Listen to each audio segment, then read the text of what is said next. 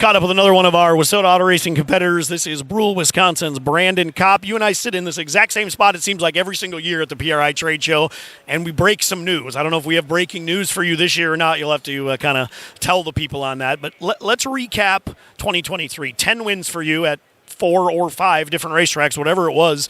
A really good season for you again. Yeah, a little bit better than the year before. Second year on a car, kind of you figure some things out and get a little bit better. So we were able to do that, and 10 wins, a track championship, and a third consecutive Wisconsin state championship. So nothing to hang our heads about there. Yeah, and if I remember right, you started off pretty hot at the beginning of the season. I remember a win at Thunder City or pretty early in the year, and I don't remember if it was Gondik or Ashland, whichever one you got the first win up there, but pretty early, good start to the year led to pretty good, solid season. Yeah, we started the year hot, like you said, but in that we also lost 3 engines in the first 15 or 20 races. So luckily they weren't super bad. We could get them fixed, but I mean it was a rough go for a couple weeks there. I also remember that because I remember, and you can tell the story, but I remember seeing a late night post somewhere that you had to drive back home and pick up a different engine one time, and you may have done that in the past as well. But those things where you're on the road and you break an engine or whatever maybe happens, it's nice to have a backup sitting in the shop, but it's also kind of a pain to have to go back and get it if you want to keep racing. Yeah, and it was a brand new engine. We brought it to practice at Fergus Falls. I made 8 laps. Something went wrong. Whatever it was, the engine builder pulled it apart. But yeah, we drove 5 hours back home, stopped at the engine builders, pulled the car out, pulled the engine, left it with him, went back home. We had no intentions of running the motor that was in the shop, but we didn't really have a choice. My dad wasn't expecting us to go back to the racetrack that night, so we actually had to pull that motor apart and do some stuff in it first before we put it in the car. So it was a hectic day. Another 5 hours back on the road to Fergus Falls. Luckily we had a tailwind, so that helped. And then luckily I was able to get a hold of Don Shaw too and say, hey, we're on our way back. We're definitely not going to make it by 7 for the start time. And he's like, yeah, we'll reshuffle, put mods in the back of the order, which he did for us, which was awesome. So to have promoters like that work with the drivers, especially when they know you blew up. So yeah, that was a hectic weekend. I think we put 1,100 miles on. So it's for the love of the game, right? That's what they say. That's why you do it. You keep coming back because you love being involved and love the sport. Talk about the season though as a whole. Like you said, you got another track championship. Double-digit wins is important, and I know after your rookie year and how good that went, your goals were pretty lofty going into the next year. And I don't know that you attained them all, but I know you attained some, and you were pretty happy with the year number 2. Now year number 3, another double-digit win season. Pretty good. Yeah, again, we missed out on some of our goals, but we set the goals very, very high. I feel like once you've been in the top 5 in national points, you really have to set your goals high if that's what you're shooting for. So, again, we set out for 15 wins, which we didn't hit. We wanted 3 track championships, which we got a first and 2 seconds. And again, that came down to engine trouble. That kind of held us out of one of them for sure, but that's part of the game. But overall, yeah, it was really good. A lot of help from a lot of people throughout the year got us there, though.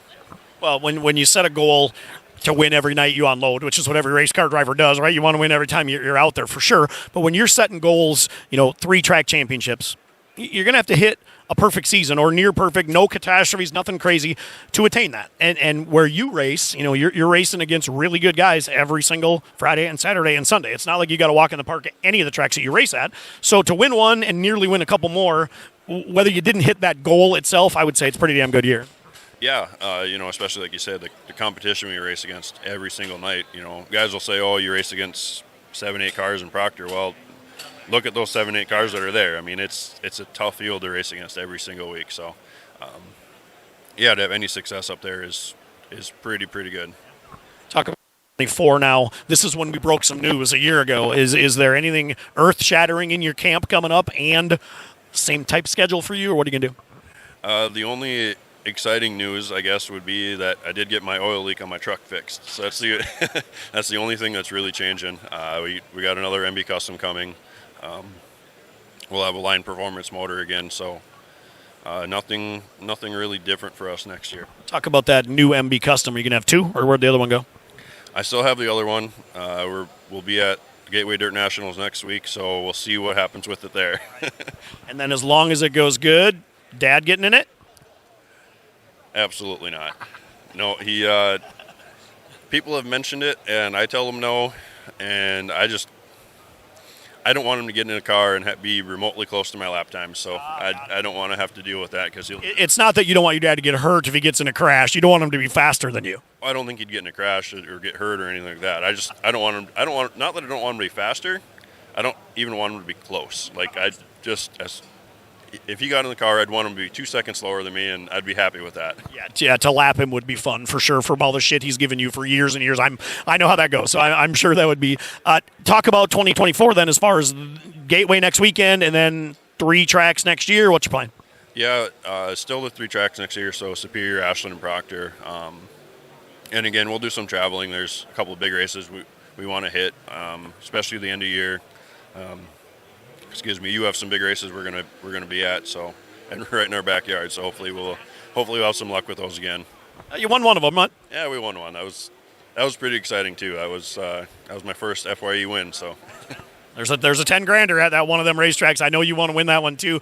Talk about the people that help you. I say this every year, I think, but dating back to you when your dad raced and all his success, every inch of that race car is covered in sponsor logos. His was forever. Yours is. I mean, it takes a village. They say it, and it takes every dollar you can muster. And you've got a lot of really good people that are behind you.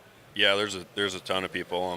Even manufacturers and vendors here at the PRI show, we got a lot of people behind us. And yeah, it's big. My sisters do a lot for me too with my social media. They help keep some of those relationships. So, but yeah, it's big. If you look back on some photos from my dad's cars 30, 40 years ago, we got the same names on the car still. So it's people that have been with us forever. And, they're some of them do it just to do it. Some of them never see a return on it. And they absolutely love racing. They love what we're doing. So they keep coming back on board. And it's the relationships you build, because you're right.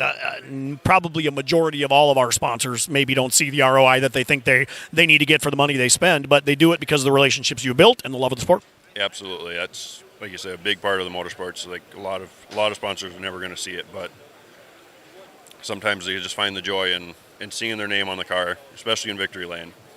For sure. 2024 for you, goal number 1, how many wins? You got this 15 3-track champions. Is that kind of your standard now you're going to go with?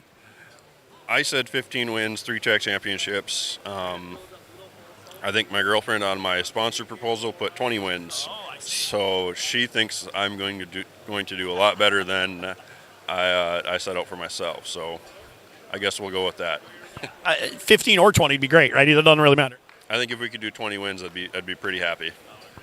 Anything else you want the fans that are going to see this the next week or so to know? Nope. If you're at the Dome, come check us out. We do have a couple T-shirts and hats available. Section 141, I think, we'll be in. So 20 wins, 10 wins so far this year. Could get 11. Could actually get 12 if you win prelim and Saturday night. I mean, it's happened. If we end up the year with 12 wins, I guarantee I will not be driving home on Sunday because I will be sleeping. Yes, you will have the right to party for sure. Oh, yeah, and we'll be drinking plenty of Bud Light down there. There it is. That's Brule, Wisconsin's Brandon Copp.